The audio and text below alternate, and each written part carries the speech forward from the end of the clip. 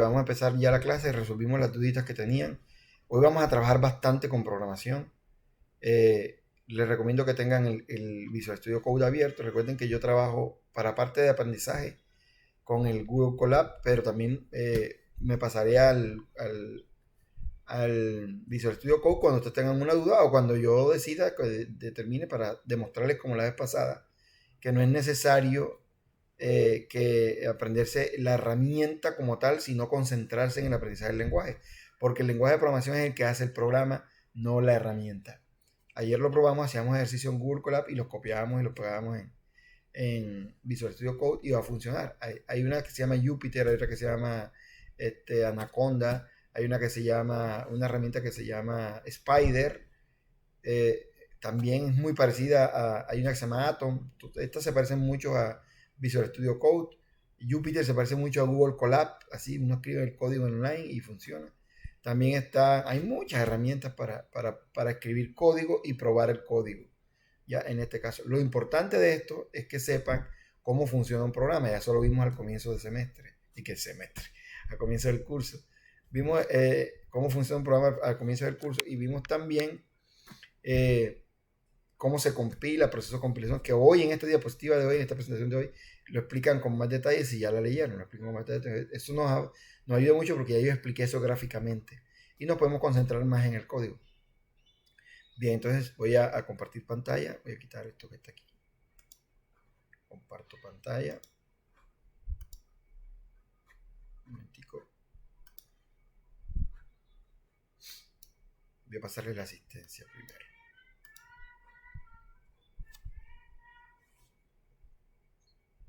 Llegó la señora que vende los bollos y los quesos, es una bulla. Grupo 1.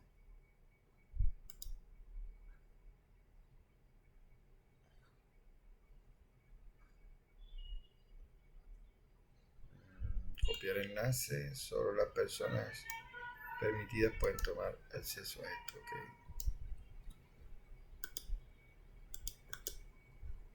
Compartir. Copiar enlace. Ay, Dios.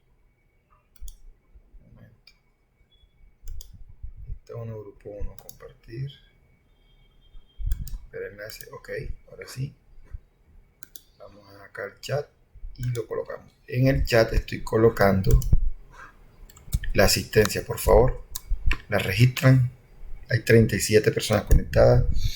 Va subiendo poquito a poco a medida que vamos avanzando las clases. Bien, voy a compartir pantalla. Profe, una pregunta. Dime. Hoy continuaríamos con los operadores. Sí, los operadores. De asignación, ¿verdad? Sí, hoy vamos a mirar asignación. Vamos a mirar asignación, incremento, acumuladores y lógicos. Bien, ¿están viendo mi pantalla? Sí.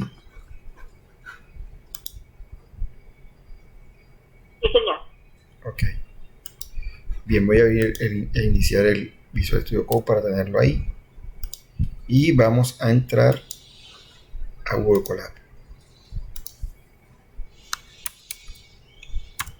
Voy a iniciar sesión en Google. Tenía que revisar el video en la plataforma. Esta vez no quedó completo tampoco, quedó solamente 39 minutos. Sí, eso vi. Si tú ves las clases por la plataforma, como que no ha querido funcionar. Y sabes que averigüé que los videos, yo busqué por internet anoche, los videos que se graban en online, lo que guarda el mismo Zoom en su base de datos, no lo que lo guardo yo, se guardan hasta 40 minutos. Hasta 40 minutos. Ya lo reporté. Ya lo leí, viré en la página de Zoom. ¿Cómo? ¿Qué te dijeron? No, pues eso es licencia. Y ahí, yo no sé, ya la universidad tendrá que entrar. De hecho, eso es Mintic. La universidad que fue la que compró la licencia. Tendrá ya que entrar en debate con Zoom ese aspecto. Qué pena, profe, disculpa molestarte e interrumpirte. Lo que pasa es que me está arrojando, no sé si soy el único, me está arrojando un error que dice necesitas permiso, profe. No, tienes que iniciar. Sí, a mí también. Igual, también. Pero tienes que iniciar sesión con la clave de la universidad. Sí, pues sí, yo tengo la sesión iniciada también en el correo. Sí, yo también tengo las dos. Tengo las dos iniciadas, pero no sé por qué me dice que más información. Intenta comunicarte con el propietario del formulario si consideras que se trata de un error. Le da uno más información y ya le envía una ayuda de editores de doc. A mí sí me dejó porque tenía 2 correos abiertos, el personal. Sí, eso es lo que les decía. Vayan a... Total. Revisar el de la universidad y volver a ingresar solo con el de la universidad. O simplemente hagan esto. Aquí donde está el logo de la imagen de ustedes, deben de tener aquí el correo que no es. Tienen que escoger el correo institucional, el que corresponde. Y ya. Eso lo pasó ayer a una chica. Dime. Ayer me llegaron tres correos como de contenido de Python. ¿Son suyos? Sí, yo les compartí unos cursos. Ok. ¿Estás en el grupo de WhatsApp? No. No. Tienes que agregarte el grupo de WhatsApp porque yo comparto muchas cosas por ahí, ¿viste? Bueno, si quieres, no es que tengas, si deseas, la verdad que sí. A veces las comparto por correo. Comparten el link. Sí, pónganlo en el chat, por favor. A veces las comparto por correo y a veces no. Es que lo más práctico es el WhatsApp. Yo hago las cosas ahí, comparto ahí y notifico. Perdón, profe, hablando de ese tema, me llegaron 3 correos de curso y uno propio suyo de como ejemplos de esta clase. Es un material que estoy haciendo para un libro. Que dice operadores matemáticos, todo eso. Sí. Sí, se lo regalé para que, no sé si nos vayamos a ver después, ya eso depende de ustedes, si me piden a mí como profesor o no. Si no, pues yo les vuelvo a dar más material de Java. El próximo curso, módulo, es Java. Yo tengo ahí bastante material, me certifiqué en Java hace como 10 años y normalmente cada 2 años hago la certificación. Tengo pendiente la última porque la universidad no me la ha pagado. Pues si no me la paga, no la hago porque eso es un negocio de Oracle. Entonces, actualizarme en la versión 9 de Java, que es la última que salió. Entonces, yo tengo bastante material, mucho material. Y yo les paso toda esa información con mucho gusto, no se preocupen por eso. Profe. Dime. Profe. Ya ingresé con el el institucional y no, tampoco. Me pasa lo mismo, profe. A mí tampoco me deja. ¿Qué será? Déjame averiguar aquí qué pasa.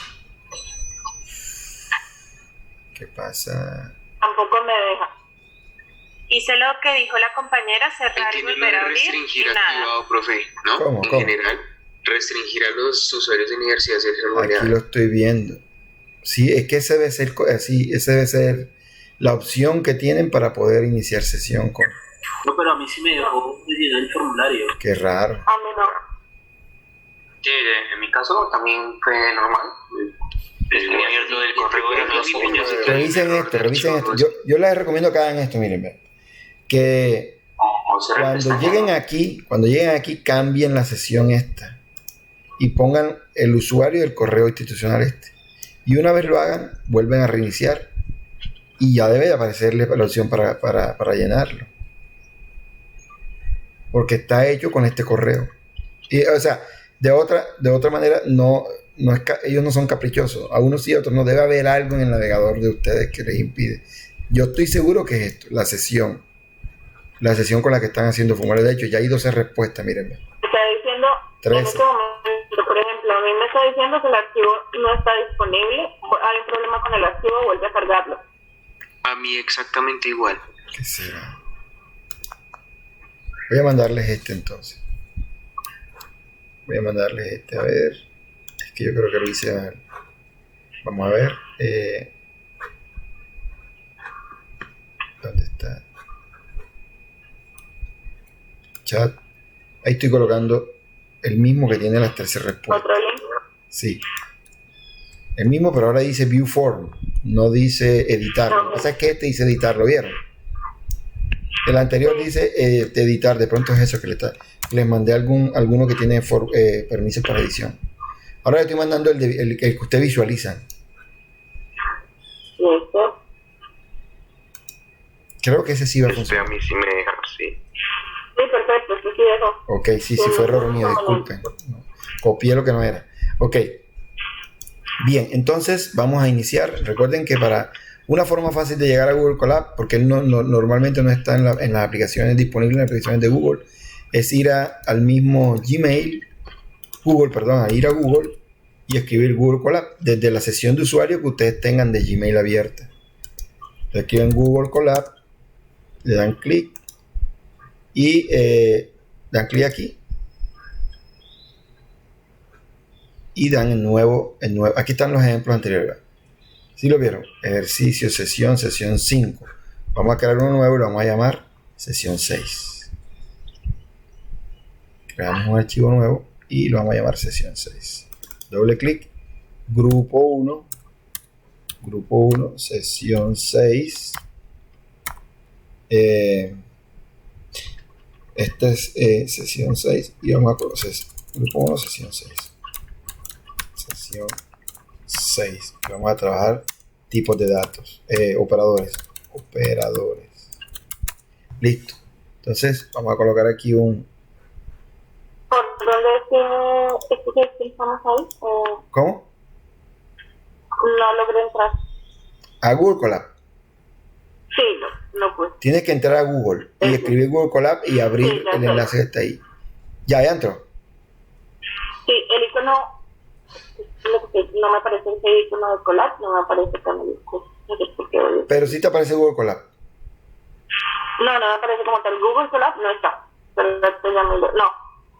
¿Me puedes mostrar? Profe, pero vamos a trabajar en Google Colab. No. Yo les dije que yo Google Colab lo utilizo para enseñar. Ustedes pueden entrar con Visual Studio. Okay. En Visual Studio. Lo que yo hago lo pueden hacer en Visual Studio. Eso lo vimos en la clase pasada.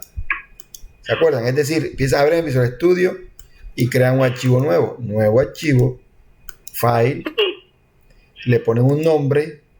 ¿Están viendo mi pantalla, verdad? Sí. Señor. Ok, le ponen un nombre y le ponen, por ejemplo, sesión 6. Sesión 6. Ejercicio, operadores. Operadores. Y cogen aquí Python. Cogen Python y guardan en una carpeta que ustedes decidan. Yo tengo una que se llama Grupo 1. Por aquí está. Y bajo aquí. Ahí está. Entonces usted no la había creado porque Grupo 1. Ejercicios. Grupo 1, que es el primer grupo de la mañana. Y ahí guardan. Profe, nosotros no éramos G3. No, lo que pasa es que yo los internamente mi categoría es Grupo 1 para los que empiezan temprano, Grupo 2 para los que empiezan a las 8 y Grupo 3 para los que empiezan a las 10. Sí, porque yo ayer en los videos que se subió a YouTube me metí en los de G3 y decía, uy, pero aquí qué pasó. Sí, no, es internamente mi organización, porque se me olvida que ustedes son Grupo 3, el otro es Grupo 8 y creo que el otro es Grupo 13, si no me equivoco. Bien, entonces, pues si tienen algún inconveniente, trabajo con el Google, con el Visual Studio Code. No, eso es lo de menos, no se preocupen. Bien, entonces vamos a terminar lo de los operadores. Habíamos quedado, vimos la precedencia, vimos una cantidad de cosas. Vamos a ver los tipos de datos. Vamos a mirar la presentación que yo tengo, que la universidad nos entregó. Y en la sesión 6. Esta sesión es bastante teórica, por eso les había dicho que tienen huevo. Que leyeran. ¿Vieron? Acá.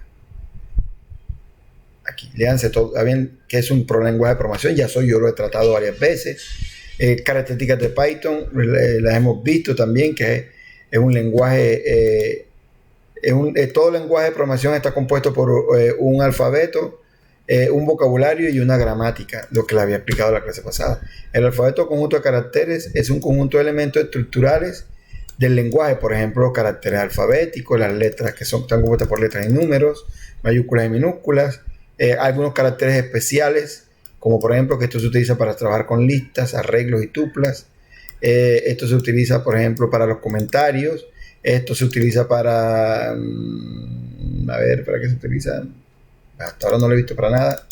El slash ya sabemos para qué se utiliza, para dividir, etc. Bien. Y tiene en los lenguajes, igual que los lenguajes de programación, igual que los lenguajes de comunicación con los que nosotros nos comunicamos, de humanos, los lenguajes humanos de habla humana, tienen unas palabras que hacen parte de tu vocabulario, como por ejemplo las que yo estoy expresando ahora en esta presentación. Los lenguajes de programación tienen sus propias palabras. Por ejemplo, float, que significa real, número real. Int, que es para declarar un número entero. Else, para decir si no, si algo pasa. Si no pasa, haga esto. Char, para definir una variable de tipo caracteres. Un solo carácter, no varios, sino uno solo.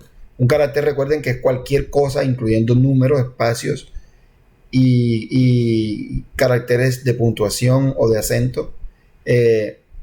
Símbolos especiales le llamo yo, pero uno solo. Cuando es char es uno solo. While es para hacer un ciclo, se lo vamos a ver. Mientras que ocurra algo, pase algo, haga esto. Y cada uno tiene un significado específico. La gramática es el conjunto de lineamientos que se deben seguir para construir las instrucciones, es decir, la forma, la estructura de las funciones. Como por ejemplo les explicaba en la clase pasada. Una persona que no sepa hablar español y no conozca, que esté aprendiendo a hablar español y no conozca la gramática, podría escribir yo saludarte a ti. Entonces se le olvida colocar los conectores y se le olvida, por ejemplo, yo ti saludarte. Quiso decir yo te quiero saludar a ti, yo te saludo a ti, pero como no conoce los conectores ni la estructura gramatical de una palabra, una oración en español, él puede buscar en internet. Eso nos pasa cuando estamos pensando en inglés. Es decir, que estamos pensando en español. Estamos leyendo la palabra en inglés, pero estamos pensando en español. Y si hacemos la traducción mental de lo que está ahí a la estructura gramatical del español. Más o menos así son los lenguajes. Tienen una estructura. Es decir, que las instrucciones se escriben siguiendo una estructura gramatical y una sintaxis. La sintaxis tiene que ver con el nombre de las palabras, cómo se escriben, si es mayúscula, minúscula, cómo se escriben. Y la gramática es con cuáles van acompañadas, cuál va primero, cuál va después, etc. Bien, pues todos los lenguajes de programación tienen listas de instrucciones. Un programa es escrito en un lenguaje, ya eso lo hemos visto también, llamado código fuente, en donde el programa, donde ustedes ven el lenguaje de programación que está escrito, se llama código fuente. Y cuando ya está compilado, se le llama código ejecutable o binario o compilado. Un programa bien hecho debe tener características que les permitan operar como operatividad, es decir, que el programa sea lo totalmente funcional que se espera, que tenga todas las cosas que se esperan, obviamente, y lo ideal es que tenga un poco más. Legibilidad, que se pueda leer, que se pueda el código, por eso es que vamos a ver después una cosa que se llama PEP 8, que es el estilo de codificación, que se pueda leer y que no sea enredado el código.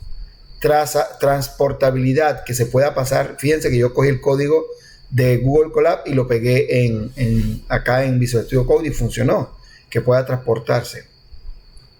Que tenga claridad, esto tiene que ver mucho con la legibilidad. Una cosa es que yo pueda leerlo bien y otra cosa es que sea claro.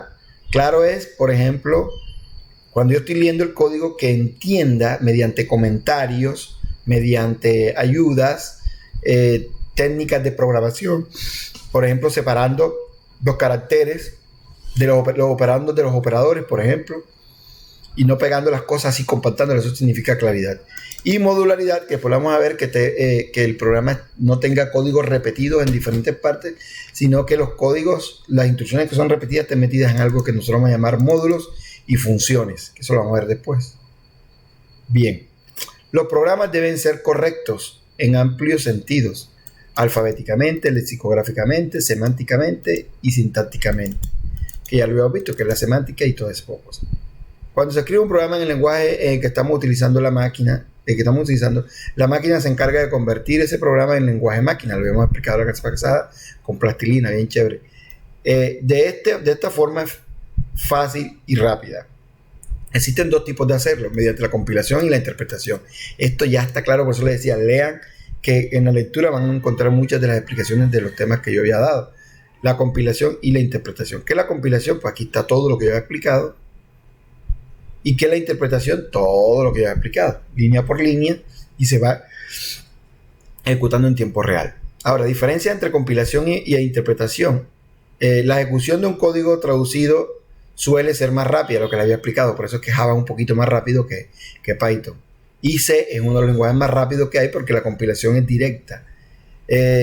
Solo el usuario debe tener el compilador. El usuario final puede que tenga el código fuente, puede que lo tenga. O sea, puede tener el programa sin el código fuente. El código traducido se almacena en lenguajes de máquina, ya que es muy fácil de entender para la máquina. es probable que tus propios inventos y trucos, sean programación, sigan siendo secretos. Es decir, a veces uno no quiere revelar el código del programa y uno oculta el código fuente y entrega el código compilado. Eso no ocurre con los programas, con los lenguajes interpretados, como Python, que es interpretado. Puede ejecutar el código en cuanto lo complete. No hay fases adicionales de traducción. El código se almacena utilizando el lenguaje de programación, no en la máquina. No el de máquina, perdón. Esto significa que puede ejecutarse en computadoras que utilizan diferentes lenguajes de máquina. No compila el código por separado para cada arquitectura, lo que le había explicado antes. Que si yo programo un código en un programa en C, el programa en C se compila para la máquina en la que lo escribí, es decir, para el procesador y el sistema operativo. Si lo paso para otra plataforma, otro computador que tenga una plataforma diferente, es decir, sistema operativo y procesador diferente, no funciona. Por ejemplo, de Windows. Exactamente, eso se hace. No era una multiplataforma, sino dependía del sistema operativo con el que se realizara el proceso, o sea, el programa. Exacto, eso ocurre con los lenguajes compilados. Con los lenguajes interpretados, tú te llevas el código fuente para el computador tal y lo ejecutas y funciona sin ningún problema. Esa es una ventaja, pero lo hace más lento, lo hace un poco más lento. Bien, aquí hay más diferencia entre interpretación y compilación. Y los identificadores, disculpen que hoy sí amanecí, mi esposa no se levanta, normalmente me hace un poquito de capuchino y no lo ha hecho. Un identificador es una secuencia de símbolos que se utilizan con el nombre de variables. Eso se lo había explicado, lo del locker, lo de la marca, lo de poner una variable, y la variable en realidad es un sinónimo a ese cubículo de memoria. Eso es lo que llamamos identificador o variable. Un identificador válido debe cumplir con las siguientes condiciones, con la condición adicional de que no pertenezca a una palabra clave. Pónganme atención, Python tiene un montón de palabras claves, igual que cualquier otro lenguaje, que C, que Java, que JavaScript, que Kotlin, que Dart, que PHP, que todos los lenguajes de programación, que hay un montón. Cada uno tiene un vocabulario que es propio del lenguaje.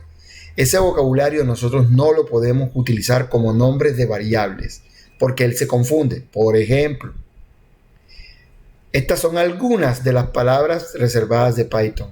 And, que es para hacer un condicional. As, que es para hacer un renombre.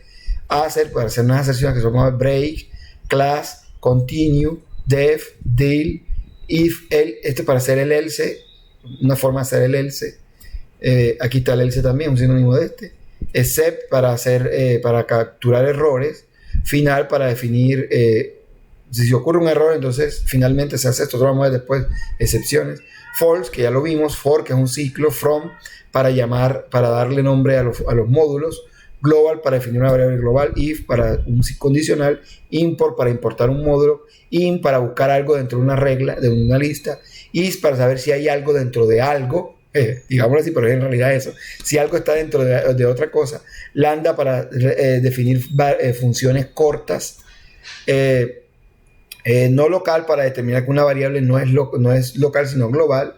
None, que es para decir que una variable no está definida pero no va a tener nada.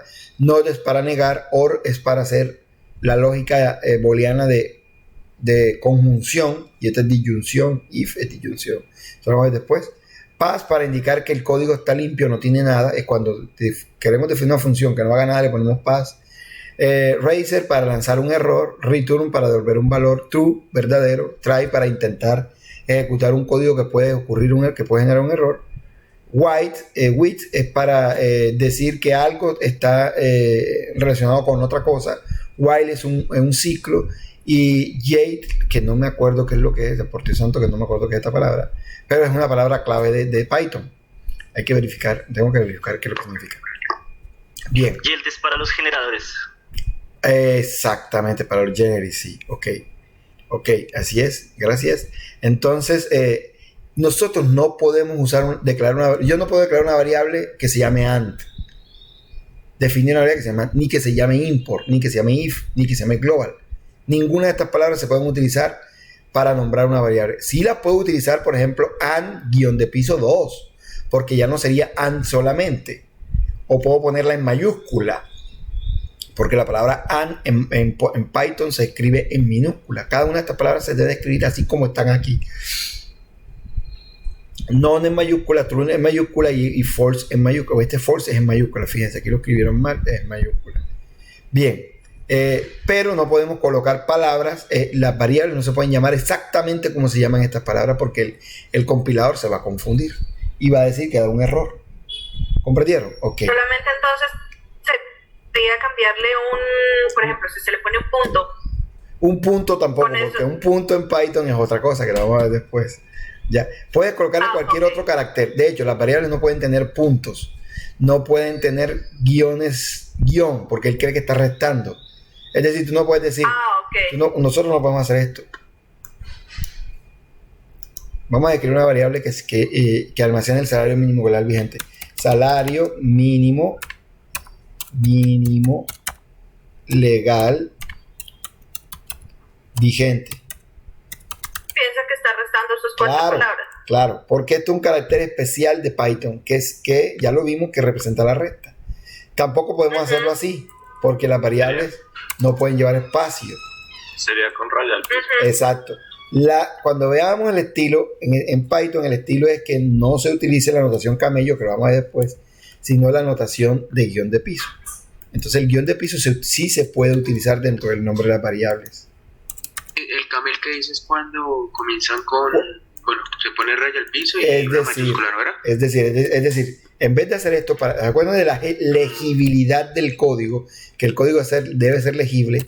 Esto es menos legible que hacerlo así es más legible. Legal, vean, legal mínimo. Ya ahí se entiende, visualmente es más rápido para la vista leerla y entender a simple vista qué es lo que almacena esta variable. Esta variable almacena el salario actual que el gobierno estipuló como salario mínimo. Pero si lo hacemos así es más difícil, como lo había explicado. Así es más difícil para la vista leerlo y comprender a simple vista qué es lo que guarda.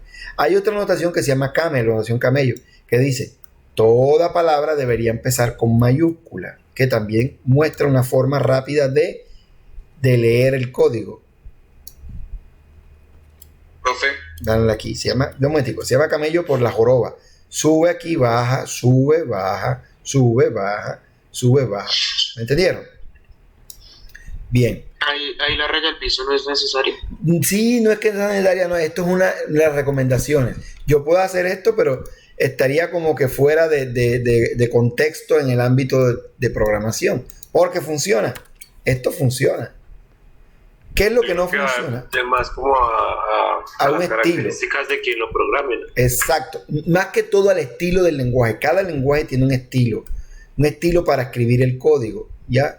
Un estilo de codificación. En el caso de Java utilizan camel. Pero yo puedo hacer en Java esto sin problema y funciona. ¿Por qué funciona? Porque la variable está bien escrita. ¿Qué quiere decir bien escrita? No empieza con número. No puede empezar con ningún número. No tiene espacio. En vez de espacio tiene guión de piso. No tiene caracteres especiales. No puede tener ningún carácter especial diferente a pesos, símbolo de pesos. Es decir, que yo puedo hacer en Java, puedo hacer esto. Hay que revisar si en Python se puede. ¿Y las tildes? Depende. Tampoco se tendrían en cuenta. Depende. Hay unas versiones del compilador que sí las tienen, hay otras que no. Yo les aconsejo que no las coloquen, porque forman problemas, una vaina bárbara. La ñ también forma problemas. A veces sí, a veces. ¿A la ñ para aclarar, también? profe, Sí. para aclarar, ¿se tendría que separar las palabras siempre con el guión bajo? Se tendría no, porque vuelvo y repito, es la recomendación. ¿Me explico? Okay. Es la recomendación. La recomendación del estilo de programación de Python es que las variables y las funciones y los nombres de los archivos, si tienen más de una palabra, se separen con guión de piso. Palabra 1, por ejemplo, salario es una palabra, mínimo, otra palabra, legal, otra palabra. Ese es el estilo de Python. ¿Me explico? Sí. ¿Qué no se puede hacer? Que empiecen con número. Las variables y las funciones no pueden empezar con número. Tampoco pueden tener espacios. Por eso se coloca el guión de piso. Tampoco pueden tener caracteres diferentes a guión de piso o a número y a letra. Profe, no acaba de decir que no puede tener número. Pueden tener número, pero no al inicio. ¿Entendieron? No al inicio. A los espacios te refieres, por ejemplo, a lo que ayer pasaba con el tema de la sangría, ¿cierto? pero dentro del nombre de la variable. Exacto, o sea, por eso. Y que, por ejemplo, no quedaba inmediatamente, te decía que no estaba funcionando, o sea, que había un error en la indentación. Ok, sí, pero la indentación ya no está dentro del nombre de la variable. La indentación organiza la variable dentro de un bloque de código, un esquema. Ya, el espacio que me refiero es aquí dentro del nombre de la variable. Por ejemplo, yo no puedo declarar una variable, definir una variable que se llame salario espacio mínimo, eso da error. Tengo que ponerle guión de piso. ¿Comprendieron? Tampoco puedo declarar una variable que diga salario paréntesis mínimo. Está malo porque ese carácter que está aquí no se utiliza para definir una variable. Solo se acepta el guión de piso. ¿Sí me explico? El único que se acepta diferente a letra y el número de guión de piso. Me toca probar si, como en otro lenguaje, el porcentaje también se acepta. En la mayoría de los lenguajes, el porcentaje no, el símbolo de guión, el símbolo de pesos, de dinero, de dólar, también se acepta en muchos lenguajes. En cualquier parte. Voy a probar con Python, porque nunca se me saltó la duda, nunca lo he usado en Python. Pero en PHP, por ejemplo, que es otro lenguaje, toda variable debe empezar con ese símbolo, con el símbolo pesos. PHP es así. Pregúntenme por qué. Porque el que diseñó el lenguaje literalmente le dio la gana y él habrá tenido su motivo para colocarle esa regla sintáctica. Esa es una regla de sintaxis. Como escribir, como les decía, programación con X. Es una regla de sintaxis, está mal escrita. En PHP, si hacemos esto, al menos que sea una constante que esté definida, no se puede. Ya en Python vamos a probar a ver si se acepta el símbolo de pesos en la variable. Creo que sí, vamos a probar ahora. Bien, entonces ya quedó claro. Bueno, una preguntita, por ejemplo, ahí. Tú, por ejemplo, puedes combinar dos estilos, por ejemplo. Si al principio empiezas con camello y después pasas con el guión bajo, ¿salto vale? Voy a hacerles varios ejercicios que ustedes me dicen si o no. Denme, según lo que acabo de explicar, ustedes me van a decir si está bien o no. Edad. ¿Está bien esa variable? Sí. ¿Por qué está bien? Porque no está empezando, porque es una sola palabra, porque no está empezando con un espacio, porque no ha empezado con número. Ok. Una palabra clara del sistema. ¿Cómo? No es una palabra reservada del sistema, exacto. ¿Esta está bien? Sí. Está bien, no empieza con número. Podría estar bien. No empieza con número. Ese carácter es válido. Es válido en cualquier parte. Okay. ¿Ya? ¿Esto está bien? Sí. También está bien. Sí. Edad máxima. No, es el estilo, pero la variable está bien. El estilo te recomienda que no empieces con mayúscula. Te dice que empieces con minúscula, pero la variable está bien escrita. ¿Sí me explico? No viola la regla de sintaxis. ¿Sí me explico? No mal llamado. ¿Cómo? Pero eso es en Python, ¿no? El estilo en Python. La regla de sintaxis de las variables es casi común en casi cualquier lenguaje de programación. No pueden empezar con números, no pueden tener caracteres especiales, no pueden tener... Eso se aplica a todos los lenguajes. En la gran mayoría. El estilo es el que el lenguaje asume el estilo no lo asume el lenguaje, lo asume la comunidad de personas que programan ese lenguaje. Ellos definen hoy. Más o menos como el tipo de letra cuando, por ejemplo, tienes la diferenciación del tipo de letra, ¿cierto? Sí, es como un ADN. Por ejemplo, normal. Sí. Las buenas técnicas de programación. Exacto, es como, se lo voy a poner de esta manera, es como una forma de ponerle un sello al código, es decir, este código está escrito en Python sin necesidad de ver algunas cosas que son típicas de Python. ¿Por qué? Porque el estilo de quienes desarrollaron el lenguaje, además de desarrollar el lenguaje con la sintaxis, la semántica y todo lo demás, las palabras del vocabulario que estamos viendo aquí, definieron un estilo de codificación. Un estilo de codificación es algo que recomiendan que no viola la regla de sintaxis. Por ejemplo, esta variable que está aquí no viola la regla de sintaxis, pero va en contra del estilo de Python. El estilo de Python dice que las variables no deberían empezar en mayúsculas, sino en minúsculas. ¿Entendieron? Sí. Okay. Pero, bueno, ahí pregunto algo, o sea, independientemente que no sea el estilo, pero si supongamos a uno por costumbre se le va la mayúscula, ¿le genera algún error o no? No, porque no estás violando la regla de sintaxis. La mayúscula es permitida, es una letra. Las letras son permitidas en cualquier parte de la variable. Lo que no son permitidos son los caracteres diferentes a guión de piso y a número. ¿Ya?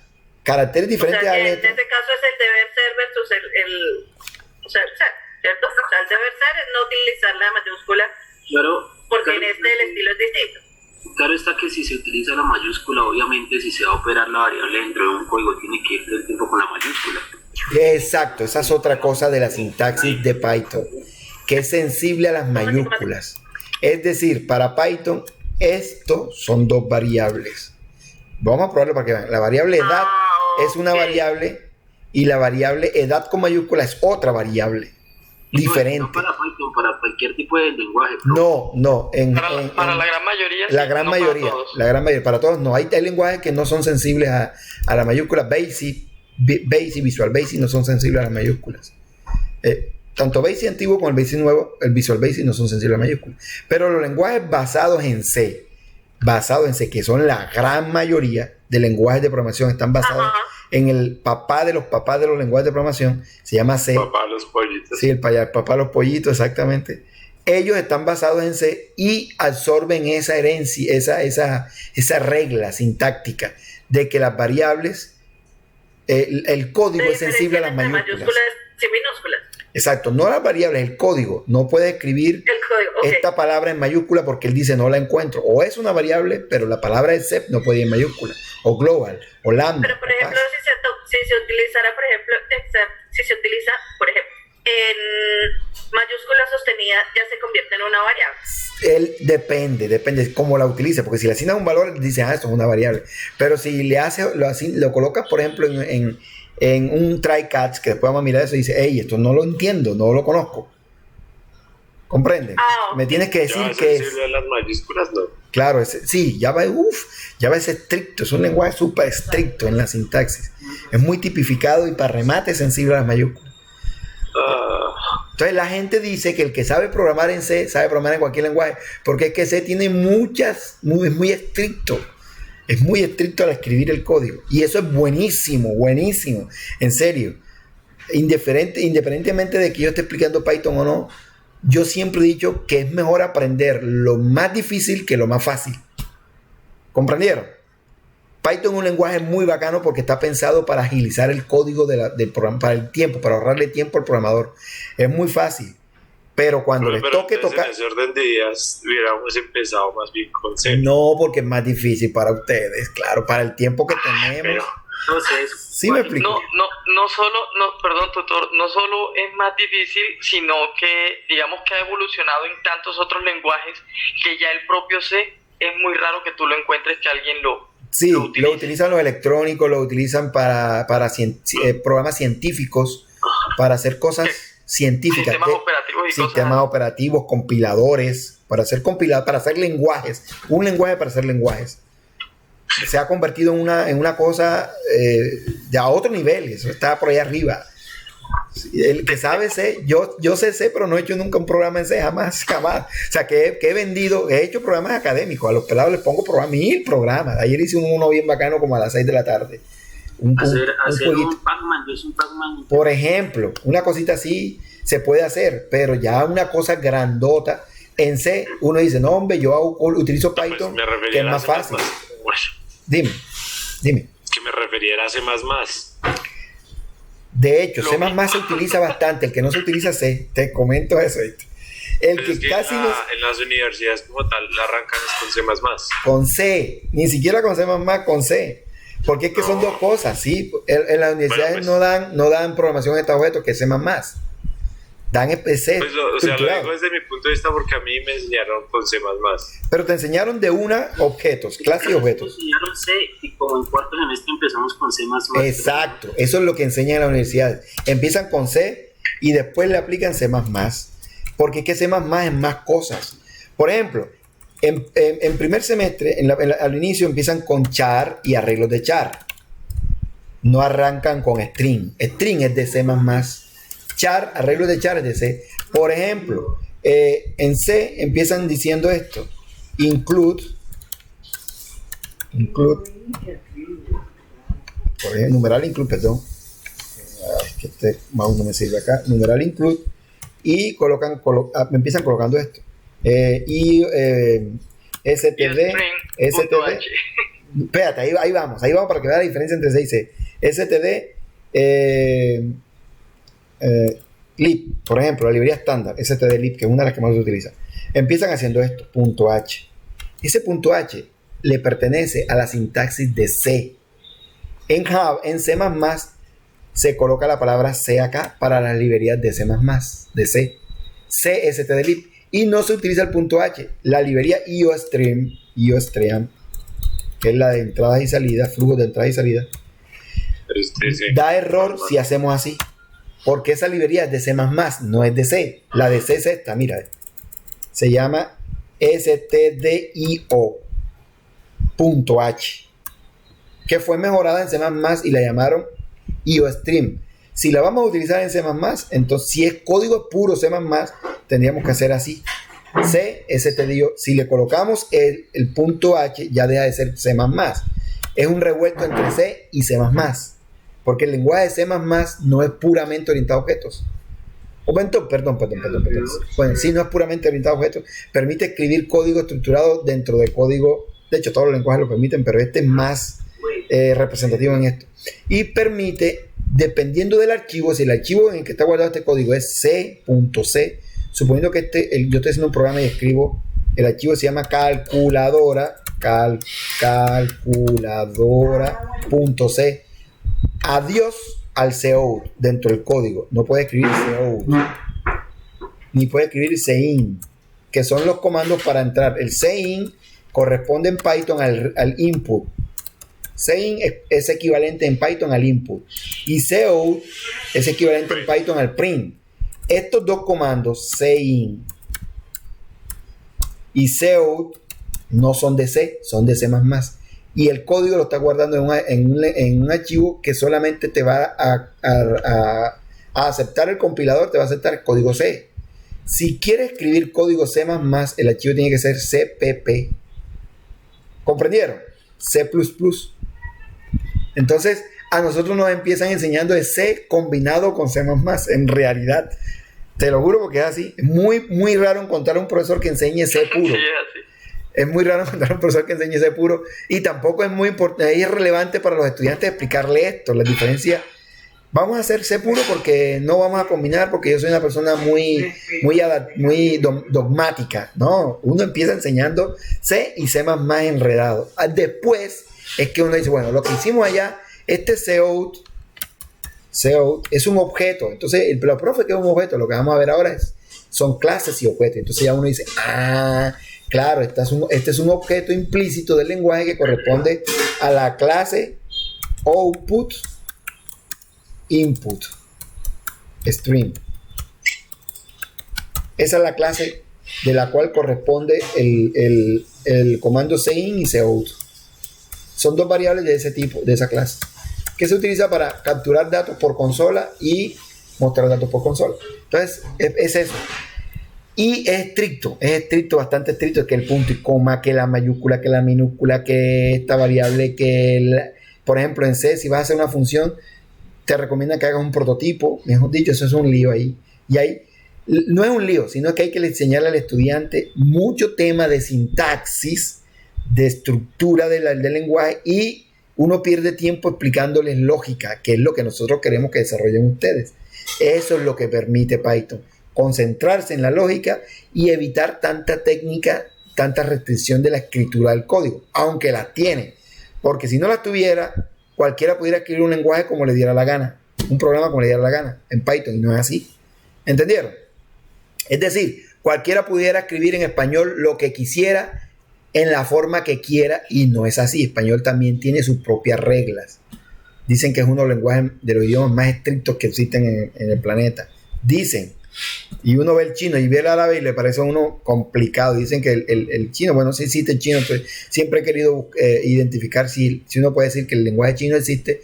Yo creo que sí, porque uno lo busca en los componentes de idioma y aparece chino y no aparece mandarín. Entonces hay gente que dice que, pero el chino no existe como idioma, existe en mandarín. Yo busqué por ahí, dicen que el mandarín es la base del chino.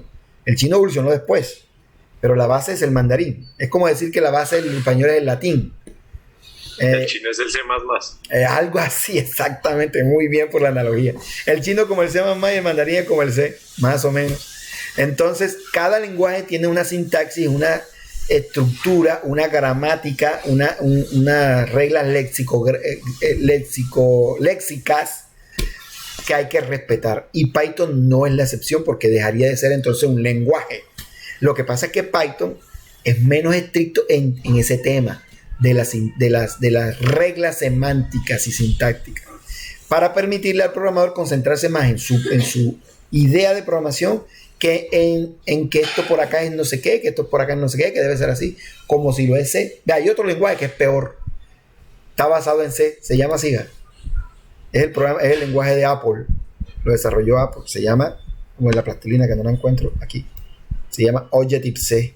No sé si alguna vez alguien ha hecho algo con eso. Objective-C es un lenguaje como Python, un lenguaje que cuando ustedes escriben el código por debajo se convierte en código C y C++, dependiendo si utilizas clases C++, si no utilizas clases, si no funciona y variables globales de C. Este lenguaje sí es extraño. Este es el lenguaje con el que se desarrollan las aplicaciones. Se desarrollaron inicialmente las aplicaciones para iPad y para iOS, para el sistema operativo iOS, es decir, para iPad, para iPod y para iPhone. Después lo mejoraron, hace unos años lo mejoraron, lo llamaron Swift, así, ahora se llama así, Swift, que es mucho más fácil, que la gente se quejaba, no joda, qué lenguaje tan complicado, que le cambia. Por decirles algo, hemos visto que en Python para declarar una variable es así, edad, y le podemos poner el valor, ¿verdad? Por ejemplo, 43 que tengo yo. En Objective-C es una vaina bien rara, es así, ¿verdad? Primero el tipo, el valor 43. Luego 2 puntos igual el nombre de la variable. Esa va y va entre paréntesis. Eso es bien. O sea, hay que aprender otro idioma. Es como si ustedes ya a los 70 años les dieran que tienen que aprender inglés. Eso es complicado porque ya tienen el esquema de la programación tradicional basada en C. Es decir, primero el tipo de datos, la variable y el valor. Hay que volvernos políglotas. Es verdad, y aprenderse el lenguaje es complicado cuando ya uno tiene en la cabeza metido los lenguajes de programación modernos basados en el papá de los pollitos. Cambiar el esquema. En este caso, supongamos, por ejemplo, Python y ese tipo de cosas permitiría trabajarse, por ejemplo, en Mac. O sea, si uno tiene, toca cambiarlo en ese momento para Mac. Bueno, no, manejando el tema porque de exclusividad de ellos, por ejemplo. Lo que pasaría es que la persona que vaya a programar para Mac puede hacerlo en Python sin problemas. Pero si quien los contrata para hacer ese proyecto tiene el capricho o tiene algún objetivo de que no sea sino dentro del lenguaje escrito por Apple, a la persona le toca estudiar ese lenguaje. O decir simplemente no tengo las capacidades para hacer este programa porque me demoro mucho entendiendo el lenguaje y poder hacer las cosas. Un lenguaje de programación no solamente son las palabras claves, son las funciones, las variables, los componentes, en Python se llaman los módulos que tiene el lenguaje para facilitar el trabajo. Esa es otra tarea que hay que hacer. Estudiar, una vez conocer la base, que es lo que vamos a aprender en este curso, después que ya tengamos la base del idioma, es comprender estudiar las herramientas que el lenguaje me ofrece para facilitarme el trabajo. Si no, me tocaría utilizar las palabras claves que tiene para fabricar todo de cero. Y hay muchas cosas que ya están fabricadas, que yo simplemente tengo que saber si el lenguaje las contiene o no. Si no leo, no estudio, no practico, no investigo las herramientas del lenguaje, a diferencia de las palabras clave y la sintaxis básica, entonces cuando voy a programar voy a ser menos productivo que uno que sí sabe utilizarla.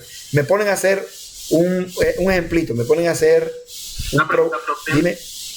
Digamos, para utilizar librerías de Python, ¿cómo se hace? Eso lo vamos a ver después. Esto está en el capítulo 4. En el capítulo 4 está eso. No lo vamos a ver con calma, no te preocupes, porque eso es un tema y es larguito. Entonces, si me pongo, me salgo del objetivo de acá. Acá se llaman... ¿El 1? ¿Cómo? No, creo que es en el 3 o el 4, pero ya lo vi. Una pregunta, profe. Módulo se llama, dime. Digamos que usted está hablando aquí del tema que pues estamos aprendiendo Python, ¿cierto? pero entonces, digamos, nos toca aprender otros lenguajes en caso dado que tengamos que programar para otro tipo de, digamos, de mercado. Depende de quién te solicite los servicios. Hay empresas que se casan con un lenguaje, empresas de desarrollo se casan con un lenguaje. Hay empresas que desarrollan dependiendo el programa. Es decir, dependiendo del tipo de programa o software que van a hacer, ellos también calculan, oye, es mejor hacerlo con este. Por ejemplo, si yo voy a hacer un programa, un software que sé que va a funcionar solo en Windows y nadie lo va a sacar de ese sistema operativo, yo no utilizaría Python ni utilizaría Java. Me iría por los lenguajes propios de Microsoft que permiten que tienen tantas librerías que permiten que uno pueda incluso cambiarle la presentación a Windows, cambiarle muchas. Por ejemplo, desactivar la barra de tareas, eso no se puede hacer con Python ni con Java, sino con C o con Visual Basic. ¿Me explico? Entonces, esos lenguajes están hechos para trabajar especialmente porque están casados con el fabricante. El fabricante de esos lenguajes es el fabricante del sistema operativo Windows y conoce muy bien el sistema operativo. Y obviamente, para ganar tasa de mercado, desarrollan lenguajes de programación que si haces el software para Windows, el lenguaje de programación te permite un montón de aditivos, de adicionales, de complementos, de ventajas que no las tienen otros lenguajes sobre Windows. ¿Me explico? Entonces la persona dice, aquí este software lo vamos a hacer con C# o con Visual Basic. Y tiene un equipo de trabajo que desarrolla en esa parte, en ese lenguaje. O tiene un equipo de trabajo, un políglota, como decía el compañero, que trabaja muy bien en varios lenguajes. Y deciden. Pero hay empresas que dicen, no, es que nosotros programamos en Java y no te vamos a hacer esto sino en Java. Si para el cliente no es importante, relevante en qué lenguaje es, sino el producto, la empresa hace el programa en Java. O si la persona dice, nosotros somos fuertes en Python, lo vamos a hacer en Python, y lo hacen en Python. Igual el software que entregan va a tener los mismos servicios. Acuérdense de los servicios, los requerimientos funcionales y no funcionales que se determinen en el análisis, la sesión número 4, ¿se acuerdan? El programa, si yo hago la calculadora X en Java, o la hago en PHP, o la hago en Python, o la hago en el lenguaje XYZ, va a ser la misma calculadora. Debería sumar, restar, multiplicar y dividir igual que si se hace en cualquier lenguaje de programación. Pero si la calculadora la hago, por ejemplo, con C++, va a ser más rápida que si la hago con Python. Va a ser más rápida que si la hago con Java. ¿Me explico? Va a tener más o menos la misma velocidad que si la hago con Visual Basic en Windows. Si la hago en Visual Basic con Windows, la calculadora va a tener la misma apariencia que tiene en la interfaz gráfica de Windows, el Windows que esté utilizando en ese momentico, porque el lenguaje tiene librerías para absorber los temas del sistema operativo, porque está hecho por el mismo fabricante. De hecho, la calculadora puede incluso apagar facilito el sistema operativo, el computador, porque el lenguaje de programación ese lenguaje de programación Visual Basic tiene herramientas que le permiten al programador comunicarse con algunas funciones del sistema operativo sin pedir permisos. En Java eso no se puede, hay que pedirle permiso al sistema operativo con una clase que se llama Security. ¿Ya? Hay varias, Security OS, Security Memory, Security Port, dependiendo de las cosas que yo quiera hacer en Java, tengo que pedirle permiso al sistema operativo, porque el sistema operativo dice, momentico, no voy a permitir que me apagues. Tú no eres el que manda aquí, el sistema operativo aquí soy yo, no eres tú. En Visual Basic sí se puede. Entonces tiene unas ventajas y unas desventajas. ¿Comprendieron? Señor, muchas gracias. Bueno, ahí te pregunto algo. Entonces, por ejemplo, cuando tú hablas de que Python pudiera ser un poco más demorado, ¿se refiere a que tiene mucho más líneas de diseño que tiene que leer el sistema o por qué? Por la compilación. Recuerda la clase pasada, las fases de compilación de Python. Sí. Es por eso. Sí. Porque Python es interpretado, no es compilado. No es por el número por el número como tal de líneas ni nada. No, es por el proceso en cómo el sistema operativo ejecuta el programa en Python. Tiene que interpretarlo. O sea, un programa en Python no se le entrega al sistema operativo ya listo para que lo ejecute de manera binaria, sino que se le entrega el código fuente y el intérprete de Python que está instalado en el sistema operativo, que fue el primer programa que instalamos al comienzo, antes de instalar el Visual Studio Code, instalamos el SDK de Python. El SDK de Python coge la línea de código de Python y empieza a hacer el proceso de interpretación, compilación y ejecución.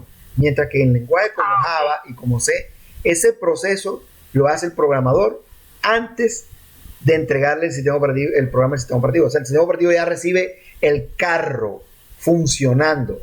En Python recibe el carro, pero también recibe una instrucción de cómo está fabricado el carro y tiene que entenderla. Es más demorado un poquito. O por ejemplo, como cuando se hace un mueble pero prearmado y un mueble para armar. O sea, más o menos exactamente, muy bien la analogía, exacto. Tú compras, yo tengo, espera una silla que voy a comprar, una silla especial, porque a veces me canso mucho por la jornada, y hay dos opciones: la compra armada, con 30,000 pesos me llega aquí armada a mi casa de Home Center adicional, o te la mandamos en caja y unas instrucciones para que tú la armes. ¿Dónde me voy a demorar más para usar la silla? Armándola. Y de pronto, bueno, en el tema de los lenguajes de programación no, porque el intérprete está bien hecho y todo eso, pero ahí de pronto la arme diferente y ahí vengan los problemas. Entonces yo prefiero mis 30,000 barritas porque mi tiempo es más práctico, vale más que 30,000 pesos, y la tranquilidad de que si me llega armada y ellos dicen, yo voy a decir, hey, me llegó mala, ustedes fueron los que la armaron. Si la armo yo, no, que tú la dañaste al armarla, y el problema es la garantía. Ellos se agarran de cualquier cosa para salirnos del tema. Entonces, y no solamente eso, sino que igual la puedes armar al revés. O sea, puedes ponerle algo que no es y obviamente no hay seguridad. Exacto. En los lenguajes de programación no pasa eso porque tú escribes el código y el intérprete interpreta lo que tú hayas hecho. Él no va a cometer errores. Okay. El error ya sería el programa. O sea, igual de todas maneras, o sea, si hay algún fallo, o sea, es culpa de la capa 8. Del programador. Entre el computador y la silla, sí. Exactamente. Okay. Yo siempre he dicho eso, que hay un error entre el computador y el teclado. Entre la silla y el teclado. Sí. Entre la silla y el teclado. Siempre el error está ahí en ese punto. Doctor, corríjame con algo, disculpe, compañero. También hay un detalle, y es que normalmente o sea, lo que el tutor decía, que de pronto en Python tú haces un programa, lo creas más rápido, utilizas menos líneas de código, pero al momento de la ejecución un poquito de retraso. Exacto, un poquito. En C++ tú te demoras haciendo las cosas porque tú tienes que hacer lo mínimo. Yo quiero que sume, entonces, para que sume necesitas hacer esto, para que la restricción del lenguaje que estamos hablando, totalmente, así es. Y te demora un poquito más programándolo. Sí, ¿ya? Pero al final el programa va a ejecutarse mucho más rápido, exacto, mucho más veloz. ¿Me explico? Es la diferencia. Entonces, unas por otras, unas de cal por unas de arena, dice la canción vallenata. ¿Entendieron? Ustedes quieren costeño, agilidad. Dime. ¿Usted es costeño, disculpe? No, que va, mentira. Sí, como decimos aquí, añoñi, ¿será mentira? No dudas. Bien. No se le nota por el acento jamás.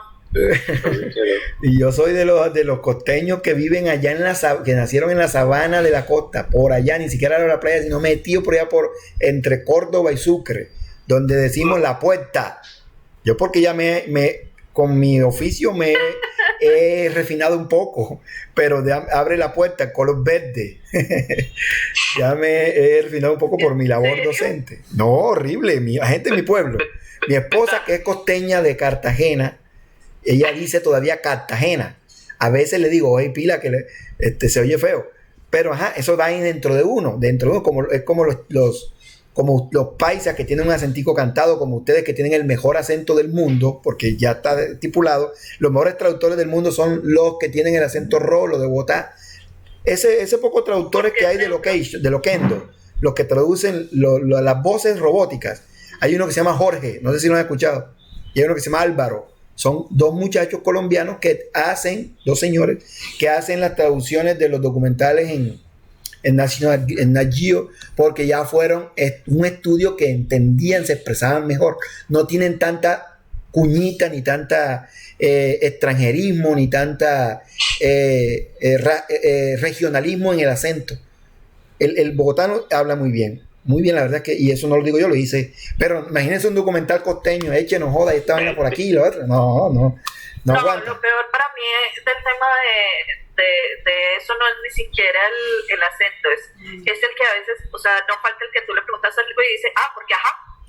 Exacto. Ajá, fíjate, yo decía, ajá, así es. Sí, y porque ajá, y uno, y eso va como, así es. Acá decimos, por decir, mira, decimos Jenny, Cristina. Niño. Profe. Profe. Ay, no. Y entonces la persona dice, ¿está echando una vaca o qué? O algo así. Pero es por el regionalismo que tenemos. Eso viene de la cultura del campesino. Yo he leído mucho al respecto. Es más, estábamos haciendo en la Facultad de Ciencias Humanas de la universidad donde trabajo, que es la Universidad de Cartagena, y la facultad y las diferentes facultades, un trabajo de hacer investigación del regionalismo del costeño. Y muchas palabras vienen de la época indígena, de la época campesina, y hay muchas palabras que y ustedes ni yo las usamos que son correctas. Y cuando las ven dicen, se me es corroncho. Y ya está probado que el costeño tiene mejor léxico que las personas del exterior y del interior, porque usamos todavía las palabras correctas. Del español antiguo. Exacto, el español antiguo, el español que dice me topé, y la gente dice me topé, este man sí es corroncho, eso no se usa. Y esa es la palabra correcta. Y cosas así. Hace poquitico estaba con mi esposa viéndonos algo y salió una palabra y ella se extrañó, yo también. Y empezamos a buscar, y efectivo, la palabra correcta era esa. Nosotros que le hemos puesto extranjerismo, hemos puesto regionalismo, pero el costeño, y sobre todo las personas paisas, el paisa de allá de los campos. De la mata. Sí, de por allá del café, de la zona cafetera, los que viven en haciendas, que casi no van a la ciudad. Esas personas hablan muy bien porque utilizan un léxico muy correcto, son muy educados, porque utilizan las palabras correctas. Bien, volvamos a nuestro idioma informático. Nuestro idioma informático. Ok, bien. Entonces ya vimos el tema de variables. Nosotros hemos venido trabajando variables desde la tercera sesión. Y aquí en este capítulo explican la importancia de definir muy bien una variable, la importancia, ya yo les he explicado incluso cosas que no están aquí, qué ocurre por debajo cuando hacemos una variable, etc. Tipos de datos. Los tipos de datos representan lo que les había dicho antes sobre cómo se guarda la información. Les voy a explicar ahora una cosa todavía más técnica. Recuerden la memoria. La memoria la vemos como una gran matriz, una gran tabla llena de celdas, compuesta por filas y columnas, donde cada celda tiene unas coordenadas. Esas coordenadas representan la dirección de la memoria para ubicar el dato que está guardado en ese cubículo, en ese segmento, en esa celda de memoria. Bien, lo que pasa es que ustedes no lo saben, pero cada celda de memoria, aunque ustedes no lo crean, solamente puede guardar 8 combinaciones de ceros o unos, es decir, 8 bits. Recuerden que ya habíamos hablado que un 0 o un 1 en binario se le llama bits. Aquí hay 2, 4, 6 y 8. Una celda de memoria solo puede guardar esto. Una combinación de ceros y unos hasta 8 dígitos, es decir, 8 bits, ya sean ceros o 1, combinación de ceros o 1. A ese bit se le llama bytes. A esos 8 ceros, 8 unos o combinación de los mismos se le llama byte. Entonces, la mínima unidad de almacenamiento es un byte, que corresponde a 8 bits. La mínima unidad de procesamiento es un bit. Es decir, que el procesador en realidad procesa son bits, ceros o unos, y se almacenan como bytes, es decir, hasta 8. Entonces, cada celda guarda solamente esto. Si nosotros vamos a guardar un valor de tipo boolean, bool, el que habíamos hablado al comienzo, bool, B-O-O-L, o sea, falso o true, ese falso o true para el computador es 0 si es falso, es decir, 0, 0, 0, 0, 0, 0, 8 ceros, y 1, o sea, 7 ceros a la izquierda y un 1 al final, si es true. Y eso, como es un solo byte, un solo bit, se puede guardar en una celda. Ahora, si vamos a guardar un valor de tipo entero, los enteros... Mayor de 0 equivale a verdadero, ¿cierto? O sea, diferente de 0 es verdadero. Igual a 0 es true. Exacto. Okay. Así es. O sea, diferente mayor. O sea, no valor negativo. No, 0 es 0 porque 0 no es negativo ni es positivo. Un valor diferente, analízalo de esta manera. Un valor diferente, ya cuando hablamos diferente ya puede ser real, entero o negativo o positivo. Diferente de 0 es para el computador es un número verdadero, especialmente para el lenguaje de programación C. Transparente para él, o sea, si aparece un número diferente a un 0, él lo toma como verdadero. Es verdadero. Exacto. Okay. Y si es 0, toma por defecto. Y si es 0, que era lo que hablábamos ahorita. Exacto. Y si es 0 es falso. Pero entonces el falso y el verdadero se necesita guardar. ¿Qué es falso? 0. ¿Qué es 0? 8 ceros. ¿Qué es un byte? Para guardar un 0 se requieren 8 ceros. ¿Me explico? ¿Por qué? Porque se necesita guardar en formato de bytes, no de bits. El 0 es un bit. No podemos guardar un bit, podemos guardar un byte, es decir, 8 ceros. O 8 unos, o combinaciones de ceros y unos. Como es el 0, este 0 que está aquí es igual a este 0 que está aquí. ¿Sí o no? Y este 0 que está aquí es igual a este. Por lo tanto, estos 8 ceros es lo mismo que 0. Si guardamos un 1, es esto. Un 1. No es lo mismo que 1, 1. No es lo mismo que 1, 1. No es lo mismo que 1, 0, 0, 1, 1. No es lo mismo. Un 1 es un 1. En bits, en binario. Estamos hablando de binario. Perdón un momentico y termino aquí. Dame un segundito. Dame un segundito porque se me pierde la idea. Dame un segundito. Ya te doy la palabra. Y si coloco un 1 y lo quiero guardar, no puedo guardar el 1, porque el 1 es un bit. No podemos guardar un bit en memoria, ni en disco duro, ni en ningún lugar. Tenemos que guardarlo en byte. Es decir, tenemos que ponerle 7 ceros adelante para poder guardarlo. ¿Qué pasa cuando un número tiene varios ceros delante? No existen. ¿Comprendieron? Sí. Bien, ahora sí. Siempre y cuando no se le ponga o algo así que se convierta en decimal. Sí, exacto. No existe. Exacto, dime. En el lenguaje binario los ceros importan porque cuando hablamos de los bits, pues cada bit tiene un significativo. Claro, pero a la izquierda no. Ah, bueno, sí. Por eso le decía, si vamos a guardar un 1, no podemos guardar un 1 así, porque un 1 así tiene un dato. Esto convertirlo a decimal tiene otro número.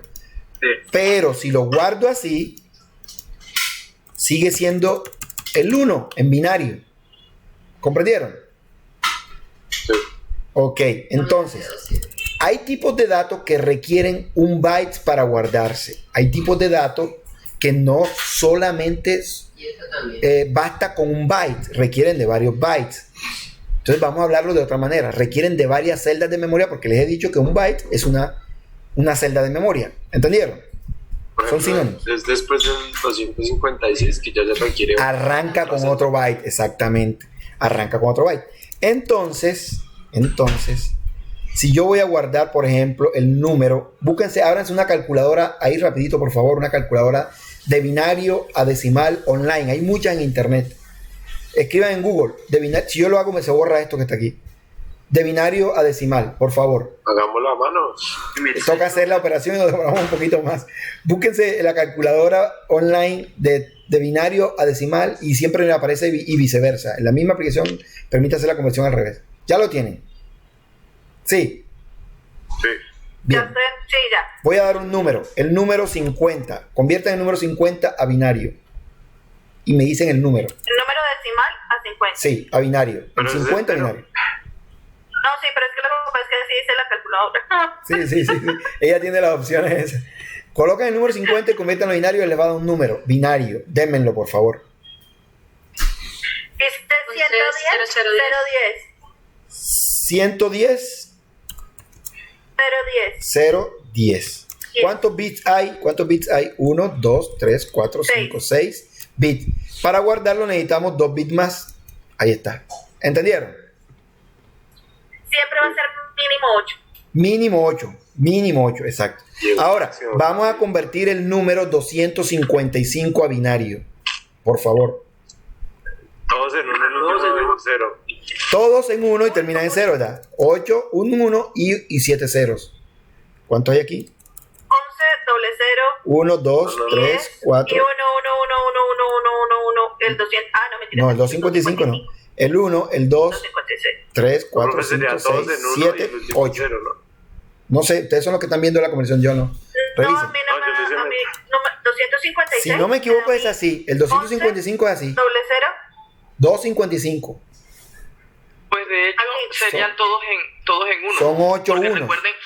Recuerden que se inicia en 0. Exacto, son 8 1. El 0 ya es en 1 y el 255 es el 256.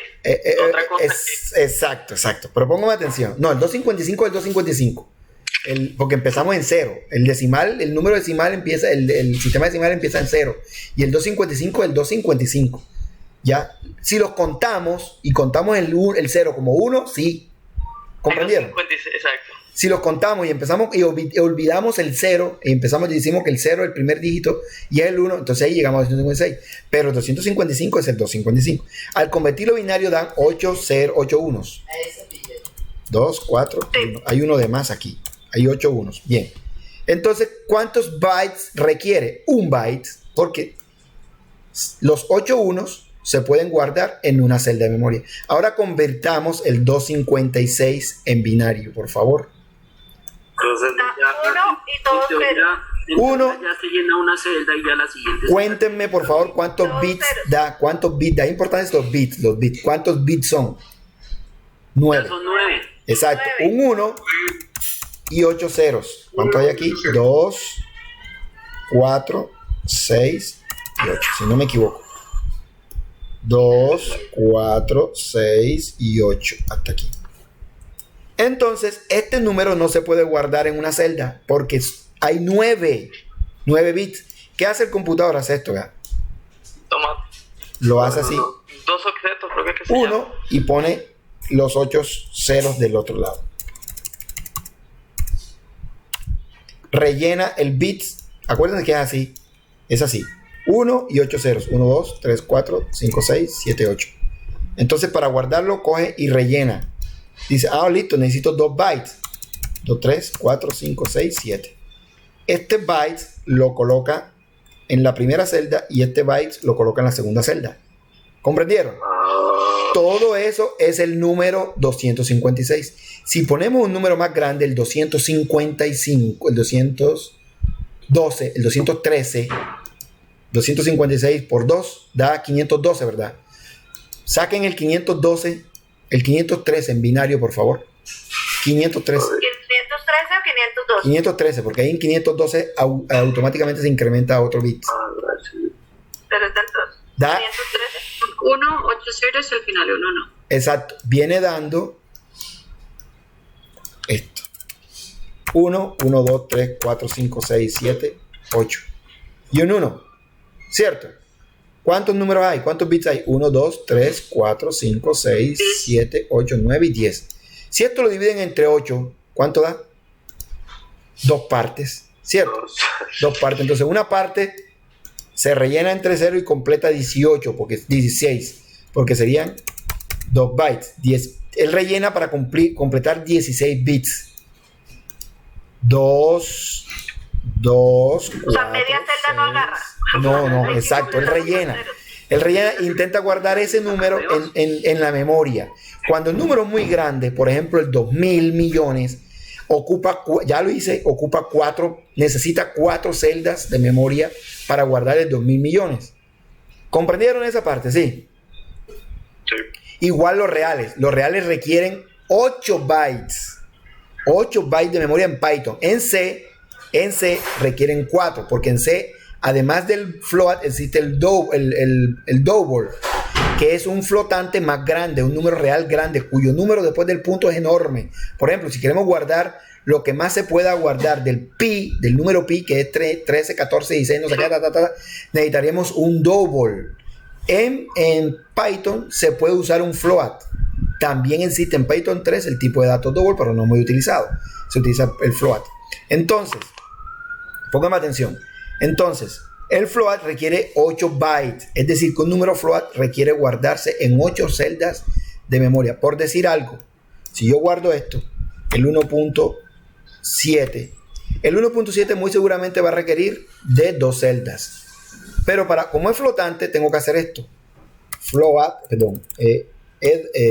Estatura.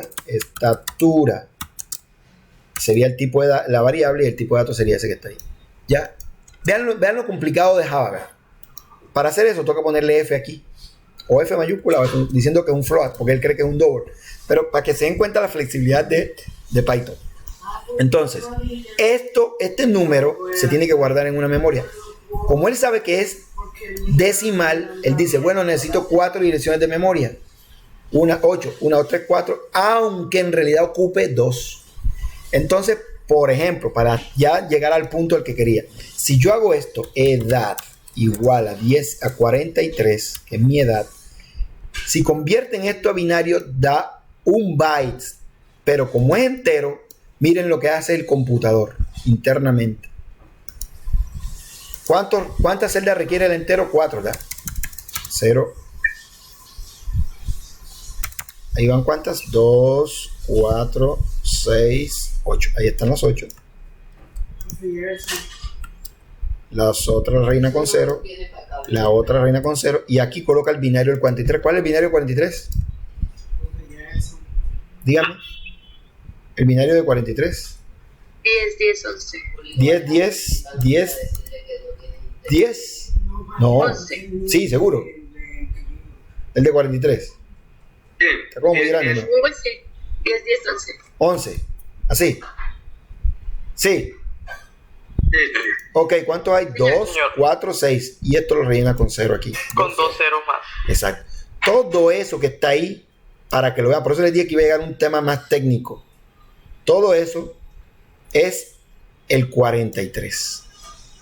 O sea que más o menos, bueno, hay preguntas que o sea que, por ejemplo, cuando uno habla de los códigos postales y ese tipo de cosas, tienen más o menos como una raíz binaria, ¿cierto? O sea, tratan de serlo, porque tú ves que todo por lo general van con 8 números, independientemente de, siempre van con unos ceros adelante, o lo que sea, pero siempre tiene que aparecer ese estilo sí, te voy a decir por qué, por la cantidad y por la precisión. El binario permite mucha precisión, entonces hay cosas en las que el sistema decimal no es bueno, sino que otro sistema más detallado es mejor, porque te permite 2 opciones, 0 o 1, y con esas 2 opciones puedes hacer más combinaciones que si fuese solamente 9, bueno, al revés, perdón. La verdad es que no tengo la respuesta concreta, pero hay sistemas, sí solo sé, porque en electrónica, si no fuese así, en electrónica trabajáramos con decimales, y en electrónica trabajamos con binarios, porque el sistema binario te permite 2 estados y no o sea, es más fácil de controlar. Es más fácil para ti tener 2 opciones que controlar que tener 10 opciones como las tiene el sistema decimal. ¿Comprendieron? En teoría el sistema binario lo que permite es hasta trabajar los flancos de subida y bajada, es un tren de pulso. Exacto, lo que había dicho, voltajes. Exacto. O se prende o se apaga. Exacto, 2 estados, porque el computador trabaja con energía. La energía o tiene o no tiene energía, o funciona o no funciona. Bien, ok. No solo eso, sino que también la velocidad de interpretación de los caracteres binarios en los microprocesadores inicialmente era mucho más rápido interpretar ceros y unos que interpretar decimales, con la diferencia y decimales sobre todo que aunque para uno es indistinto que una S mayúscula o que una S minúscula, en la tabla de codificación de los caracteres son 2 códigos diferentes. Son 2 códigos totalmente diferentes. Entonces, por velocidad, porque los procesadores pues también al inicio eran increíblemente lentos en comparación con los de ahora, se adoptó este sistema que era mucho más eficiente. Bueno, mire, y como dice el doctor, es mucho más preciso. Ya que el compañero tocó el tema de procesadores, los procesadores tienen una cuestión que son que 32, 64 y 16 bits, y ya salieron los de 128. ¿Sí lo han escuchado, verdad? Sí. De hecho, todo computador tiene un procesador, y el procesador tiene esa característica, se llama arquitectura. ¿De dónde viene eso? Los primeros procesadores trabajaban con 8 bits. Es decir, que al mismo tiempo, una tarea, ellos podían procesar solamente una celda de memoria al tiempo. Es decir, eran lentos. Era lentísimos. Después permitieron procesar 16, es decir, 2 al tiempo. Los de ahora están en 32 y los de ahora están en 64, y los que van a salir en la próxima década, en esta parte de tiempo, son los de 128, son mucho más rápidos, son más costosos. Una pregunta, ya salió el tema. ¿Ya salió el de qué? El tema, cuando surjan lo de los computadores cuánticos, se va a cambiar todo el sistema, ¿no? Yo me imagino, no sé mucho del tema, por eso no te puedo opinar mucho, pero yo me imagino, porque esos computadores incluso no utilizan el sistema binario, utilizan otro tipo de sistemas para hacer los cálculos, y utilizan otro tipo de nomenclatura, de almacenamiento, unas cosas más complejas, mucho más rápidas, pero son muy costosas para llevar al consumidor final. como por ejemplo, ya salieron y hace O sea, que eso vendría a manejarse, por ejemplo, o sea, para servidores, digamos que eso ya vendría a ser para servidores para los de 128 son procesadores que el solo procesador, el Xeon de Intel, el de 128 que salió ahora, que se llama Power Xeon, si no me equivoco, ese procesador cuesta más lo que cuesta este computadorcito que yo tengo, que me costó 3 millones de pesos. El solo procesador está costando como 8 millones de pesos. La plaquita, el chip chiquitico ese que va metido en la placa, son carísimos. Están hechos con oro, tienen una tecnología de materiales que es muy difícil de encontrar en la tierra y hace costoso la fabricación. Con buscar el silicio se está convirtiendo en algo que era muy popular, pero ya está demasiado escaso. Hay otros materiales que también son muy difíciles de encontrar. No me recuerdo que había un material, mi hijo es ingeniero eléctrico, químico, y me estaba diciendo: papi, me voy a especializar en esta área porque este material es supremamente difícil de encontrar en la tierra, y es el material, el supermaterial. Con esto se puede hacer lo que sea. Me explicó un nombre de material.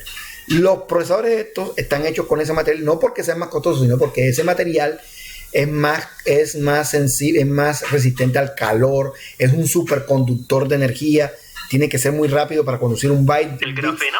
El grafeno, el grafeno es súper costoso, pero y es muy difícil de encontrar. Hay otro que es más costoso, pero no recuerdo el nombre. Sí, yo también. Lo encuentran en la India. Los hindú son exportadores de eso y se han vuelto bastante... Es como un cristal, una cuestión ahí. También lo vi en una noticia que en Colombia estaban haciendo investigaciones. ¿No es el tantalio? ¿Cuál? El coltán es el tantalio. El coltán es el tantalio. Coltán, algo así. Que lo utilizan los fabricantes de los procesadores y de circuitos electrónicos costosísimos. Aquí en Colombia hay varias minas de eso fue lo que leí, que en Colombia estaban buscando eso. Sí, buscando eso para ser productores de ese material, que es más costoso que el petróleo y que el oro en cantidad. O sea, la diferencia entre 1 gramo de eso y 1 gramo de petróleo y 1 gramo de oro es impresionante. La diferencia es una cosa, porque es muy difícil de encontrar. Pero a nivel de contaminantes dicen que es igual de contaminante la extracción de eso, porque es un mineral que necesita mucho trabajo. Así es. Entonces, bien, los tipos de datos. Quedó claro de los tipos de datos. Python es tan bacano, que me dice a mí: oye, no te mortifiques tanto por los tipos de datos. Miren todos los tipos de datos que tiene ese Java, vean. Java, que es uno de los que más tiene. Miren todo lo que tiene. Voy a empezar del más chiquitico al más grande. Para guardar un byte existe el byte. Voy a ponerlo más grande. Para guardar un carácter existe el char. Un solo carácter, ya sea número, letra, por ejemplo, la arroba, el espacio, la comilla, el punto, un número, una letra, mayúscula, minúscula, está el char. Uno más grande, el short, que viene de corto, como los chores aquí en la costa decimos el chor de las chicas. Mira, ese muchacho sale bonito, el short. Viene de la palabra inglés short, corto. Viene el int. El int es un entero largo, grande, pero no tan grande como el long. El long.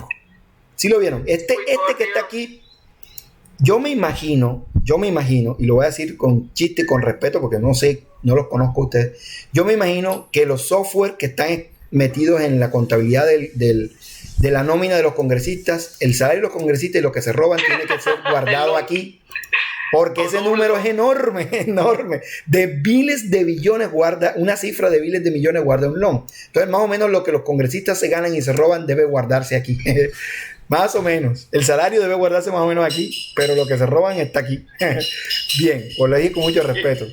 Bien. Y el seguro lo utiliza ahí en ese caso estarían, o sea, en el long básicamente es, o sea, como una cifra enorme, exorbitante. A la derecha. Sí, es un número entero, sin punto, cuya cifra, cuyos dígitos pasa de 20. Una vaina enorme. Imagínense. Y por ejemplo ahí en Python se metería simplemente en int. El int, esa es una ventaja de Python, exacto. Es una ventaja de Python que él se va adaptando. Bien, miren solamente, ¿sabes? El float, que es para un en real cuyos números después del punto llega hasta 4 décimas. Por ejemplo, 1.8745. Eso es un float. Pero si yo quiero un número con más precisión después del punto, no me sirve el float. Exacto, no me sirve el float porque el float solamente me va a almacenar hasta 4 cifras después del punto. Existe uno que se llama double. doble. Ese sería, pero también existe uno más grande que el long, se llama Big Integer. Big Integer. Imagínense ese tipo de datos. Se utiliza para hacer programas científicos cuyos cálculos son que requieren de unos números enormes. Lo utilizan los software de la NASA para calcular distancias entre el universo y otras cosas. Son miles de millones. Un terráqueo, un mortal como nosotros, que sabemos normal esto, no lo utilizamos, es muy raro utilizarlo. Una vez estaba haciendo un trabajo para un programa científico, una vaina estadística de un profesor ahí, de un proyecto de grado, y me dieron a mí la opción para el grupo de investigación mío, estábamos haciendo el módulo estadístico, y siempre me daba error, y ahí lo conocí, y error, y yo, ¿por qué carajo le cambié a doble, le cambié a esto y nada? Busqué por internet, primero lo imprimí, yo dije, ¿qué número largote? Y le pregunté al profesor, ¿esto es un error de programación, un error de cálculo? ¿Qué? No, John, este número sale de una secuencia y una serie que sale de aquí, normalmente está pequeño, me dijo él, tenía como unos 40 dígitos. Obviamente yo estaba trabajando con los tipos de datos básicos de Java. No me permitía, reventaba, al guardarlo en memoria se reventaba la memoria. Decía overflow, memoria fuera de no sé qué cosa, de límite. Y yo me puse a investigar, busqué en la documentación del lenguaje, que era lo que le había dicho anteriormente, no solamente aprenderse el lenguaje, sino aprender la documentación que nos ofrece el lenguaje, además de lo básico, y encontré la clase Bit Integer. Y la clase Bit Integer dice, es una clase especial para trabajar números que soporten longitudes mayores a la del tipo de datos long. Y me funcionó. ¿Sí se dan cuenta? Entonces, bueno, ahí pregunta entonces, por ejemplo, supongamos, cuando tú manejas la calculadora, que la calculadora llega a un punto en donde tú le puedes meter la información, ¿cierto? Y ya empieza a ponerlo exponencial porque no cabe la cantidad de ceros. De hecho, tú lo haces así, tú pones un long y el long se guarda con el número que tú le pongas.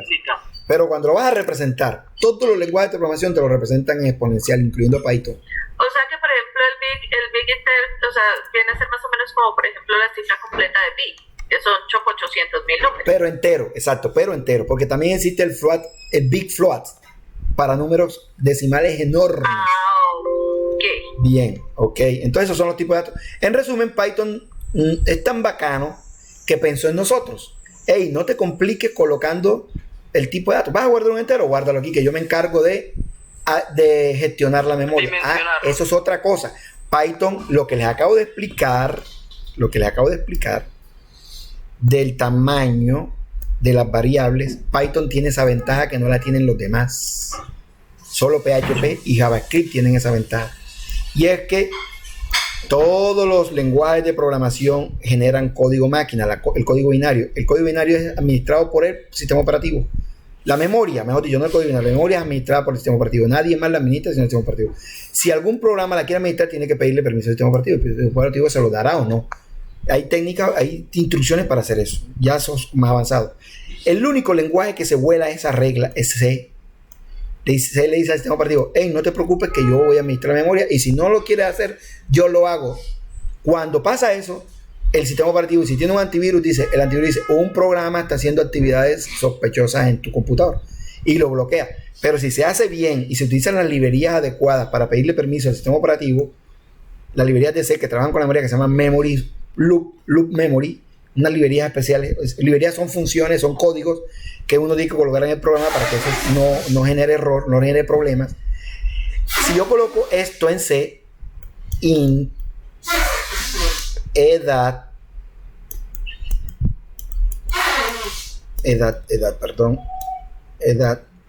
igual a 43, se va a ocupar 4 celdas de memoria. Aquí hay 3, coloca la que está aquí al ladito. Y rellena, lo que le he dicho, rellena todo esto con 0. Es decir, esto está ocupado. Aunque está libre porque está ahí relleno de 0, porque el dato estaría aquí, 43 se guarda en la última celda. Estos datos que están aquí están reservados para el programa que está usando esa variable. Python no es así.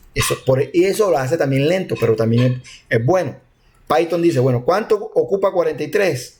43 ocupa un byte. Tanto recurso de memoria. De la máquina. Exacto.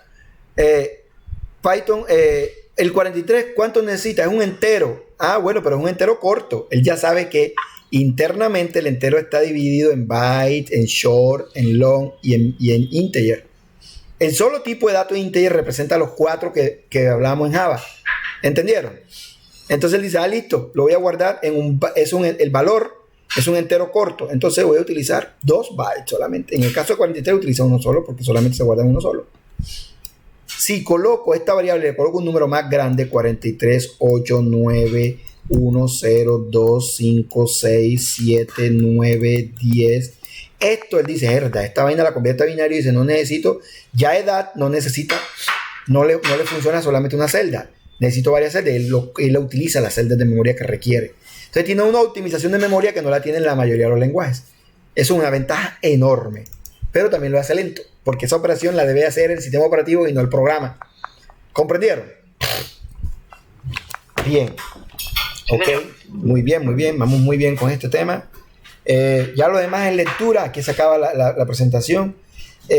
Entonces hoy hemos visto, nos queda un tema por ver y lo vamos a ver en la próxima clase, que es el terminar la presentación que está acá, que está bastante recargada, y en la reunión de ayer nos quejamos por eso, que esa presentación, o sea, que quien la hizo no tuvo en cuenta la docencia. Fíjense todo lo que yo me memoré ahí, la clase de ayer, para explicar nomás 2 temas, todos los temas que nos faltan por eso es importante que lean esa presentación que está aquí. Era para que la hubiesen leído y hubiesen preguntado cosas que no entendían, como las que yo expliqué hoy. Pero la presentación de la clase pasada, nada más nos llevamos 2 horas, más todas las explicaciones y las intervenciones que obligatoriamente y necesariamente tienen que hacer ustedes. Llegamos aquí. Nos falta, de hecho, llegamos aquí por parte. Esto no lo hemos visto. Nos faltan las conversiones, los operadores lógicos, los operadores de igualdad y los de precedencia. Entonces, quien hizo esto dijo, bueno, yo soy profesor, tiene que ser un súper profesor para explicar esto. Son 2 horas, ¿verdad? 1, 2, 3, 4, 5, 6. Aproximadamente en 20 minutos, en 15 minutos. 15 minutos, menos, 10 minutos. Para hacer esto, en 20 minutos aproximadamente. Para explicar este tema en 20 minutos. Sería como peluqueando, o sea, van cogiendo uno. Total. Y menos pensó que las personas que están acá por primera vez que se enfrentan en esto, la mayoría. Y a uno como profesor le toca explicar con plastilina, con detalle, ir al fondo, regresar otra vez, como lo que yo hago, incluso sacarlos del contexto de la temática con ejemplos cotidianos para volver acá y hacer analogía con los ejemplos propios. Eso es lo que sirve, por ejemplo, en mi caso, que no tengo ni la menor idea. Claro. Esa forma lo permite uno, o sea, ubicarse, porque si fuera, por ejemplo, solamente con la parte, o sea, técnica, numérica y demás, exacto, uno se pega una pérdida total. O por lo menos yo me perdería. Yo en la reunión que hubo anoche lo dije, estas diapositivas están muy cargadas, en las otras me ha ido bien. Más, otros profesores dijeron, no, en las otras nos ha ido bastante mal porque tienen mucha teoría, nosotros somos más prácticos. Yo no dije nada. Una pregunta. Yo ahí no dije nada porque ya eso depende de cada experiencia. A mí me gusta más ambas, práctica y teoría. Dime. Con respecto al parcial, es que estoy un poquito perdido con ese tema. O sea, ¿eso lo cargan dentro del programa, o sea, dentro de la materia, el examen, o lo cargan en otra pestaña? No, les voy a explicar. Eso ya debería estar ahí. Vamos a hacerlo y no lo hicimos. Ya debería estar ahí. Vamos a entrar a su vamos a actualizar. Ese examen está aquí, mira. Ese examen, que es el reto, lo que tú llamas el parcial, el reto, está aquí. Esta final de la unidad 1. Aquí, por aquí está. Aquí debería estar. Aquí. Operaciones matemáticas. Este es el reto areno. Esto es práctica. Esto es para que ustedes practiquen, que ya me imagino que lo resolvieron. Está muy fácil. Profe, con respecto a esa práctica, o sea, ¿eso se envía algún correo únicamente? No, es práctica. Ustedes lo hacen aquí y verifican. Lo pueden hacer 1.000.000 de veces hasta que lleguen al resultado que pide al resultado que pide el enunciado. Profe, qué pena. ¿Necesariamente tiene que hacerse ahí? No necesariamente tiene que hacerse aquí.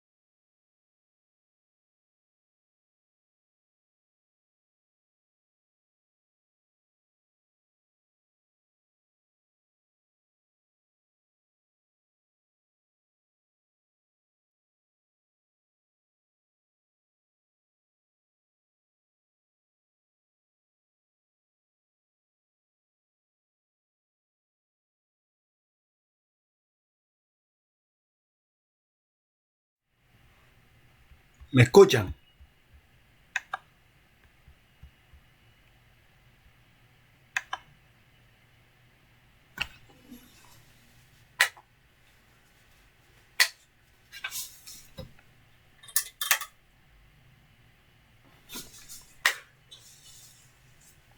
Muchachos, ¿me escuchan?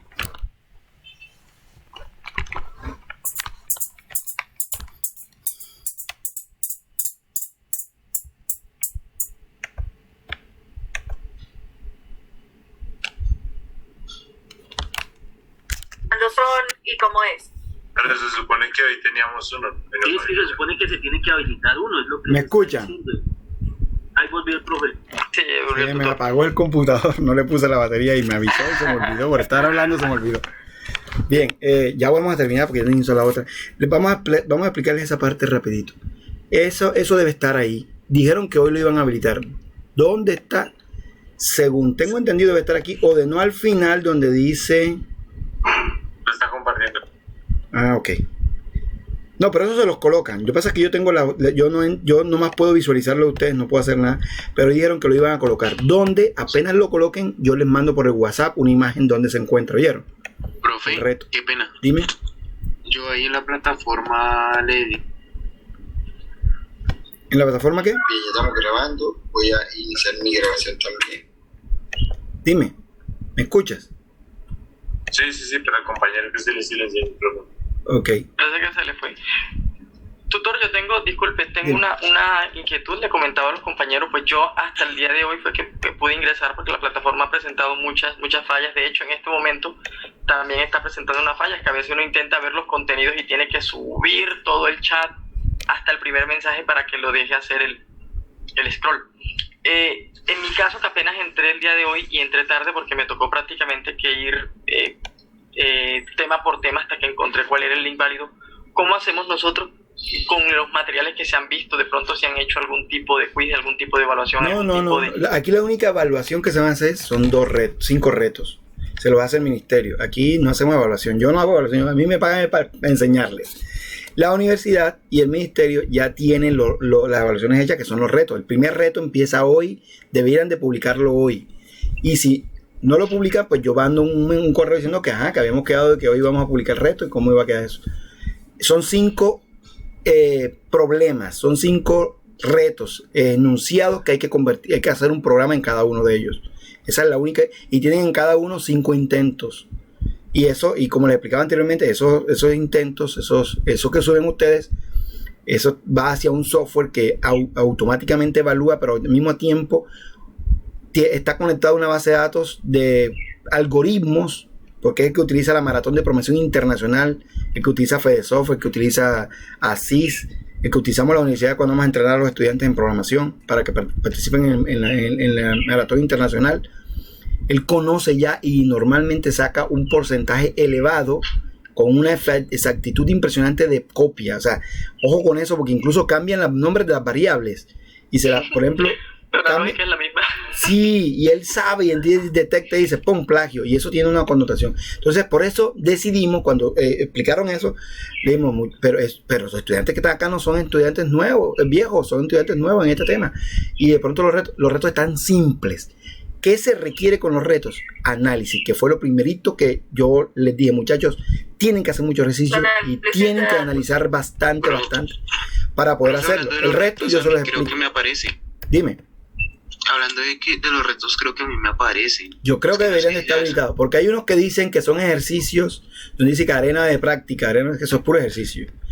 Es que hay unos donde es en el apartado de... es que se me olvidó. Ahí abajo de la reunión aparece perfeccionamiento. Ese perfeccionamiento es práctica.